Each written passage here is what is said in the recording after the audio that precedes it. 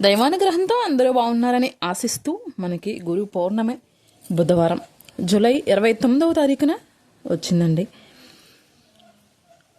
గురు పౌర్ణమిని వ్యాస పౌర్ణిమ అని కూడా పిలుస్తారు కదా.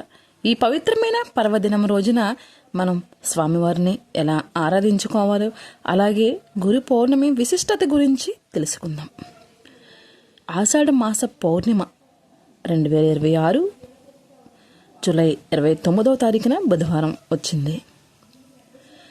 మనకు చదువు చెప్పిన ఉపాధ్యాయులకు ఆ రోజు మనం కలుసుకుని కృతజ్ఞతలు చెప్పుకుని సత్కరించుకుంటే మనకి చాలా విశేషమైన ఫలితం ఉంటుంది. ఇక పూజ విషయానికి వస్తే స్వామివారిని, రాఘవేంద్ర స్వామివారిని, సాయిబాబా గారిని, అలాగే బ్రహ్మ విష్ణు మహేశ్వరుల రూపంలో ఉండే దత్తాత్రేయ స్వామి వారిని విశేషంగా ఆరాధించుకోవాలి. ఉదయాన్నే స్నానం చేసి శుభ్రమైన వస్త్రాలను ధరించి ఇంట్లో గురుదేవుల ఫోటోలకి పూజ చేసుకోవాలి. పూలు పళ్ళు నైవేద్యంగా సమర్పించుకొని అప్పుడు గురువుల దగ్గర ఆశీర్వాదం తీసుకోండి. ఓం గురవే నమః లేదా ఓం శ్రీ గురుభ్యో నమః అనే మంత్రాన్ని పారాయణం చేయడం వల్ల మనకి ఆ గురి బలం, గురుశక్తి అనేది విశేషంగా పొందుతాం. మీ ఆధ్యాత్మిక గురువును లేదా మిమ్మల్ని సరైన మార్గంలో నడిపించే ఉపాధ్యాయులను ఆశీర్వాదం తీసుకోవడం మాత్రం మర్చిపోకండి. వ్యాస పూజ, గ్రంథ పఠనం ద్వారా భగవద్గీత, భారతం లేదా గురు చరిత్ర, సాయి చరిత్ర, దత్త చరిత్ర పారాయణం ఇలాంటి మనకి పుస్తక రూపంలో ఎంతోమంది గురువులు అందించిన ఆ గురువులను పూజించుకోవడం, ధ్యానం చేసుకోవడం మనకి చాలా మంచి మేలు చేస్తుందండి. ఆకలితో ఉన్నవారికి అన్నదానం చేయడం, విద్యార్థులకు పుస్తకాలను పంచిపెట్టడం కూడా ఈరోజు చాలా విశేషమైన ఫలితం ఉంటుంది. అజ్ఞానాన్ని తొలగించి జ్ఞానాన్ని ప్రసాదించే ప్రతి గురువుకు మనం ఎల్లప్పుడూ రుణపడి ఉండాలి. ఆ గురు పౌర్ణిమ నాడు మీ జీవితాన్ని మార్చిన మీ గురువుకు ఒక్కసారైనా తలుచుకుని వీలైతే వాళ్ళ ఆశీర్వాదం తీసుకోవడం చాలా మంచిది కదా. శివుడు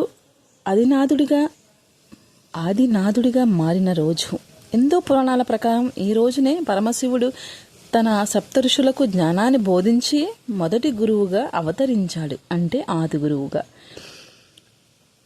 గౌతమ బుద్ధుడు జ్ఞానోదయం పొందిన తర్వాత సౌరనాథ్లో తన మొదటి 5 శిష్యులకు ధర్మబోధ చేసిన పవిత్రమైన రోజు కూడా గురు పౌర్ణమ. ఇలాంటి విశేషమైన రోజును అందరం ఆరాధించుకుని, అర్చించుకుని పూజించుకుందామండి. పూజించుకున్న తర్వాత ఆలయానికి వెళ్ళి మనం పూజ చేసుకుని, దర్శనం చేసుకుని, మనకైనంతలో దానం చేసుకుని తృప్తిగా మన ఇంటికి వస్తే మనసు ప్రశాంతంగా, ఆనందంగా ఉంటుంది. ఇంకా గురు పౌర్ణమి అంటే, గురు అంటే ఏంటో అర్థం తెలుసుకుందాం. గు అంటే అజ్ఞానం, రు అంటే ఆ అజ్ఞానాన్ని తొలగించేవాడు. కాబట్టి ఆ అజ్ఞానాన్ని తొలగించి జ్ఞానాన్ని ప్రసాదించేవారే గురు. మనకు చదువు చెప్పిన ఉపాధ్యాయులకి మాత్రం చాలా వరకు మీరు కలిసి నమస్కరించుకుని సత్కరించుకునే దాన్ని మాత్రం వదులుకోకండి. మీకు కుదిరినంత వరకు కాదు, చాలా వరకు సుసాధ్యం చేసుకుని మిమ్మల్ని ప్రయోజకంగా చేసిన ఆ గురువు దగ్గరికి వెళ్ళి నమస్కరించుకోవడం, సత్కరించుకోవడం అనేది మనకి మంచి ఫలితం ఇస్తుందండి. ఇంట్లో దైవారాధన తర్వాత ఆలయానికి వెళ్ళి దర్శనం చేసుకుని, మీకు చదువు చెప్పిన గురువులు, మిమ్మల్ని సరైన మార్గంలో పెట్టిన మీ తల్లిదండ్రులకు కానీ గురువుకి కానీ నమస్కరించుకుని సత్కరించుకోండి. ఈ వీడియో మీ అందరికీ నచ్చినట్లయితే ఒక చిన్న లైక్ చేయండి, షేర్ చేయండి, సబ్స్క్రైబ్ చేయండి. జ్యోతి భక్తి వ్లాగ్స్ మరో మంచి వీడియోతో మీ ముందు ఉంటుంది. మీ ఆదరణతో ఇలా ముందుకు వెళ్తున్నందుకు నాకు చాలా ఆనందంగా, సంతోషంగా ఉందండి. మీ ఆదరణే నాకు శ్రీరామ రక్ష.